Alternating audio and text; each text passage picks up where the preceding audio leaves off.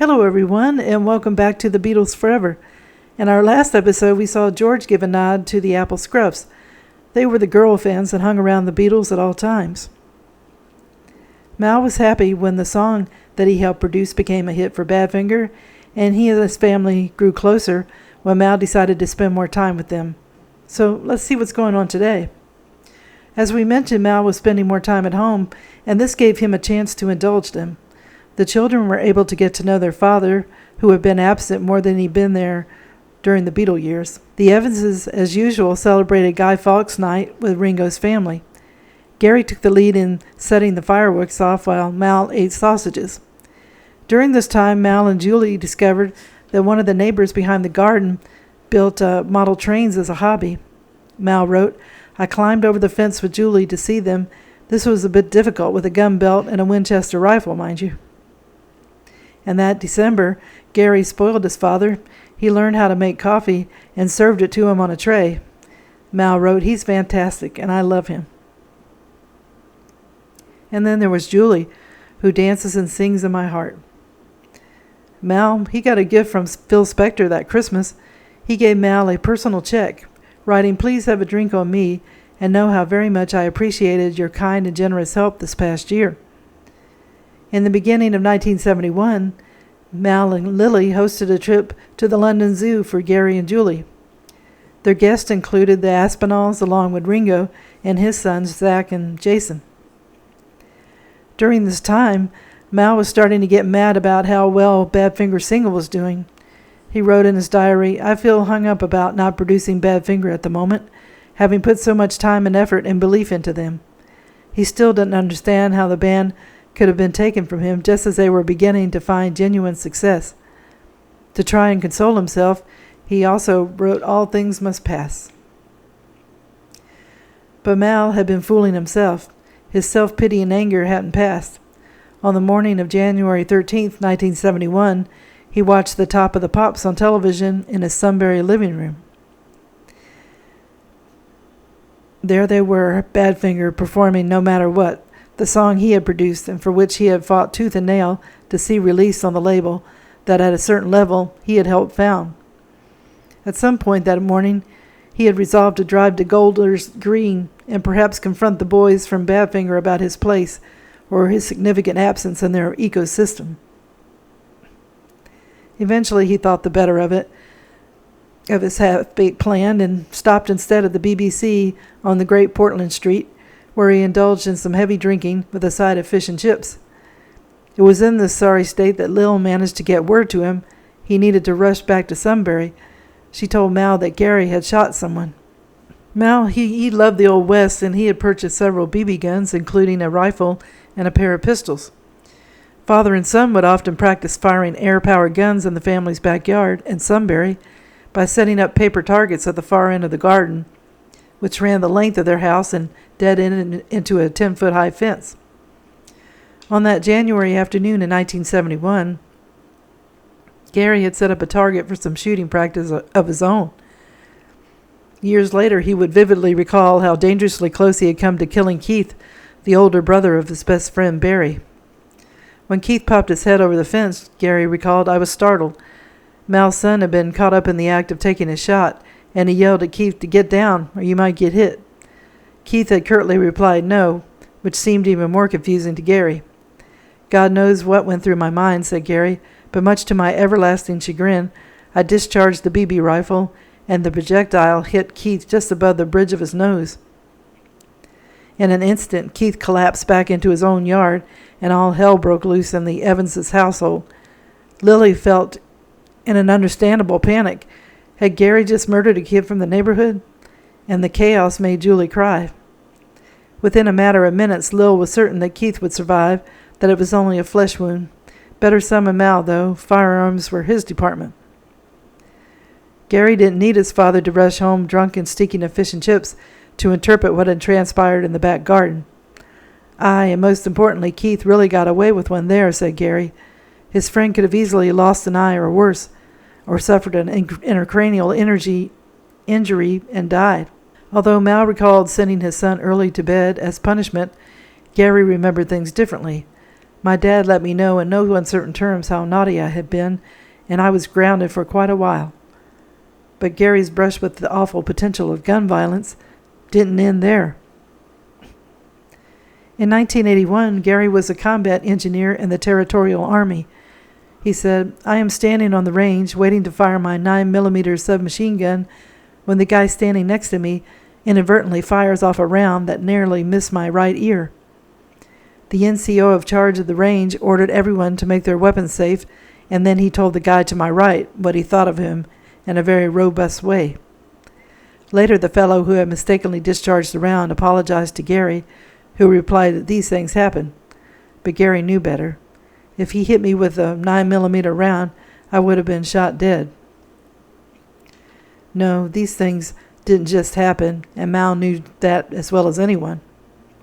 In recent years, he had learned plenty about casualty, and that some folks were go-ahead people like Neil, who tried to make things happen, while others, people very much like him, were victims of circumstance, who, more often than not, had to take what they could get, had to wait their turn. And by 1971, Mal had been doing an awful lot of waiting. For Mal, time seemed to pass differently in the ex-Beatle world. Paul was out of the picture, and at times Mal acted like a shuttlecock, ricocheting from one former Beatles racket to another, often in an unsteady rhythm that left him back in Sunbury, waiting for the phone to ring. Ringo at that time wanted to get his film career going, and that February Mal joined the drummer-actor on the set of 200 Motels, Frank Zappa's surreal take on life on a rock and roll tour. For the film, Ringo played Larry the Dwarf, Zappa's irreverent doppelganger. So Mal was Ringo's driver. He took him back and forth to Pinewood Studios in Buckinghamshire. At Pinewood, Mal became reacquainted with The Who's madcap drummer, Keith Moon. He had known him as an on-again, off-again drinking partner during swinging London's heyday. Moon was dressed in a nun's habit, and he chases a harp carrying Ringo in 200 Motels, at one point racing through an orchestra pit inside, of all things, a concentration camp. When he wasn't whiling away the hours with Ringo and Mooney on a suburban soundstage, Mal drove between sessions with John at Ascot Sound, Lennon's newly minted home studio at Tittenhurst Park, and with George at EMI Studios, where George was working on an album with Ronnie Spector. At Tittenhurst, Mal joined the rousing chorus on a new peace anthem entitled Power to the People. Mal was the muse of the B-side of Try Some, Buy Some. The song was, on side B was Tandoori Chicken. Mal had gone to get Indian takeout, and George was working with Phil Spector and quickly came up with the song while they waited for Mal to return with their meals. George remembered it was a 12-bar thing done on the spot, with Mal our roadie and Joe the chauffeur. We did it in one take, with a lot of scat singing in the middle. It's hysterical. Mal and Lily got a big surprise on Easter weekend. It was a shock, she recalled. This man said, "Hello, this is Elvis. Is Mal there?"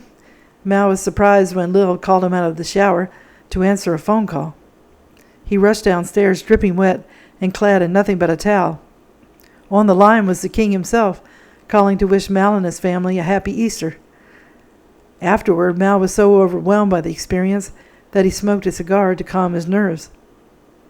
While Mal was making his usual tour among London's recording studios that spring, Harry Nilsson was tracking Nilsson's Schmielsen with producer Richard Perry at Trident. Nilsson's career had been on overdrive since the release of his cover version of the Beatles' You Can't Do That. He scored an international hit with Everybody's Talking while composing the hit single One for Three Dog Night. Nilsson was looking for another song for his voice, and he heard Badfinger's Without You at a party in Laurel Canyon.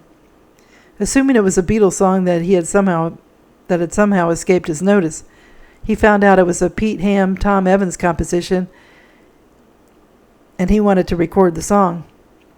So he and Perry took the song and turned it into an impassioned, heartbreaking tone, superbly enhanced by Paul Buckmaster's orchestral arrangement. When Neil's song came out that October, it would change all their lives, Badfinger's, Nilsson's, and even Mal's. Back at Tittenhurst, things were moving forward for a new John Lennon album, and it was going to be entitled Imagine, which was already expected to include Jealous Guy, a reworking of Child of Nature. Meanwhile, thanks to John, Mal had managed to land his first production gig in more than a year, since no matter what, as if the roadie needed reminding. The occasion was a recording session for God Save Oz. Unable to fund their defense on obscenity charges, the publication's editors set up the Friends of Oz to cover their legal costs. John was eager to come to the magazine's aid, and John composed God Save Oz, pledging the royalties to the cause of a free and independent press. He even provided temporary lodging in one of Tittenhurst Park's outbuildings for the editors, who came to be known as the Oz Three.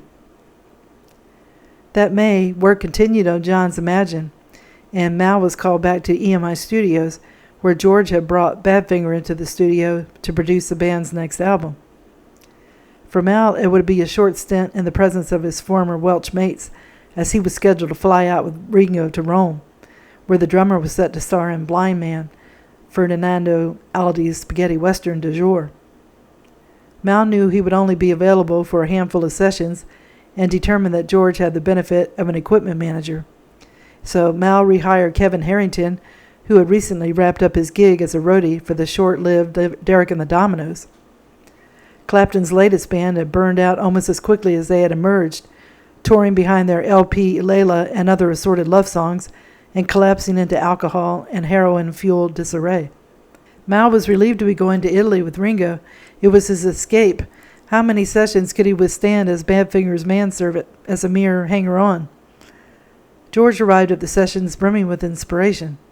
When it came to producing Pete Ham's bombshell composition Day After Day, Harrison was intrigued by the song's slide guitar part. At one point, George turned to Joey Molland and asked if he could play guitar on the song too. Joey gladly stepped aside, giving George and Peter Ham wide berth, saying, "No, man, sure, go ahead. What else could he do? I mean, this man's a Beatle," Joey recalled. "He's a hero." With Harrison's arresting guitar, arrayed with Leon Russell's gentle piano, Day After Day had all the makings of a can't-miss hit. So I will end the video here. Mal had the scare of his life when his son accidentally shot a friend's brother with a BB gun. Mal gave him a good talking to, and he wasn't allowed to shoot a BB gun again for a while. Mal was trying to say that he wasn't upset about Badfinger's success, but he couldn't help but feel kind of rotten. He wasn't going to get any of the money that was rolling in. Elvis also surprised him with a phone call, and that must have made Mal's day. And we also learned that John thought very highly of Mal and loved him, which seemed to be the case of anyone who met him. I hope you enjoyed the video, and if you haven't subscribed, if you could do so, it would help the channel to grow, as well as give it a thumbs up. It's all a great help. And if you haven't clicked on the notification bell, if you could do that, it lets you know when a video is posted. More importantly, I want to wish everyone a good day, and tune in again soon for another episode of the Beatles Forever. Thank you. Bye.